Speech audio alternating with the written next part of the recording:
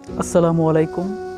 আপনারা সবাই জানেন আমাদের মাঝ থেকে চিরতরে বিদায় নিয়ে চলে গেলেন আমাদের সবার প্রিয় ওসমান হাদি ভাই। হাদি ভাই দেশের জন্য জীবন দিয়েছে, আল্লাহ তাকে শহীদ হিসাবে কবুল করুন। শহীদরা কখনো মারা যান না। আপনি বেঁচে থাকবেন প্রতিটি দেশপ্রেমিক মানুষের হৃদয়ে। বাংলাদেশ আপনার থেকে শিখবে কিভাবে নিজের স্বার্থ বিলিয়ে দিয়ে দেশকে ভালোবাসতে হয়, কিভাবে মানুষের জন্য কাজ করতে হয়, কিভাবে সত্যকে সত্য এবং মিথ্যাকে মিথ্যা বলতে হয়, কিভাবে রাজনীতি করতে হয়। হাদি ভাইয়ের মৃত্যুতে পুরো বাংলাদেশ আজ কাঁদছে।